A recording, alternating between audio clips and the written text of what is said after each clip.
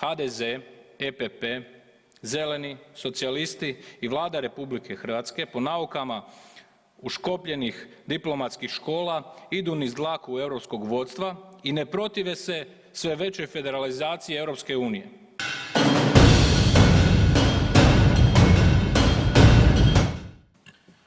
Hvala vam poštovani potpredsjedniče Sabora, poštovane kolegice i kolege. Iskoristit ću ovu priliku i čestitati, odnosno zaželiti Janezu Janši uspješno predsjedanje Vijećem Europske unije sljedećih 6 mjeseci. Izvješće predsjednika Vlade Republike Hrvatske gospodina Plenkovića, koji danas nije s nama, sad više ovdje, očito ima pametnijeg posla, je očekivano, nezanimljivo i nedefinirano u maniri velike većine izvješća profesionalnih diplomata. Što je razumljivo, nemojte shvatiti to kao kritiku, iako bi moglo biti tako i protumačeno. Vladavina prava u izvješću predsjednika Vlade Republike Hrvatske spominje se samo jednom i to u vezi Turske koja je od 2004. godine u čekaonici za ulazak u Europsku uniju. Što je čudno obzirom na hajku i pritisak, ucjene koje države članice redovito trpe zbog famoznih članaka 2. i 7. Ugovora o Europskoj uniji u kojima je slabo definiran pojam vladavine prava i mehanizmi koji su na raspolaganju Vijeću, tj. Komisiji za kažnjavanje takozvanih ili onih koji bi trebali biti ravnopravne države članice. No, trebamo se pitati što znači vladavina prava na razini Europske unije, tj. može li vladavina prava sadržavati jednoznačne elemente ako uzmemo u obzir da je svaka država članica kulturno, povijesno, svjetonazorski i ekonomski jedinstvena odnosno različita. Odgovor je sasvim sigurno ne. Vladavina prava nije jasno definirala uvjete po kojima je nešto u skladu odnosno u sukobu s vladavinom prava te je još uvijek predmet rasprava u akademskim krugovima te međunarodnim i nacionalnim tijelima država članica. Vladavina prava polako, ali sigurno prerasta u pomodnu izreku i političko oružje koje se koristi u potrebnom trenutku kako bi se kritizirale legitimno izabrani predstavnici naroda zbog njihovih politika koje nisu usklađene s agendom federalizacije Europske unije. Europsko vijeće, parlament i komisija moraju poštivati nacionalne identitete država članica koji su neodvojivo povezani s njihovim temeljnim političkim i ustavnim strukturama. Europska komisija od 2017. godine Poljskoj želi uskratiti pravo glasa. Od 2018. godine isto želi i susjednoj Mađarskoj, a zadnjih mjeseci možemo čuti i mrmljanja u vezi Slovenije.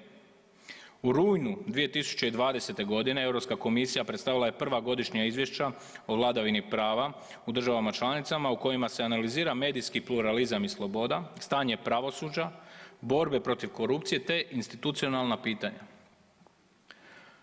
Poljskoj, Mađarskoj i Sloveniji se između ostaloga prebacuje manjak slobode tiska.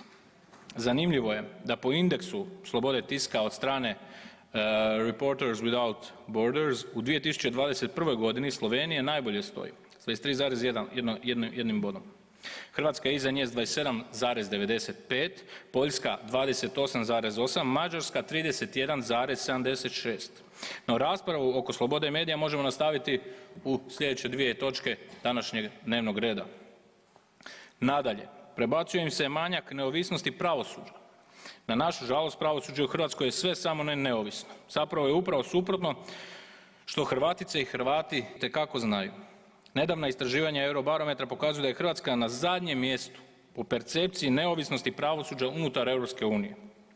Borba protiv korupcije je sljedeći segment koji se ističe u izvješćima o vladavini prava.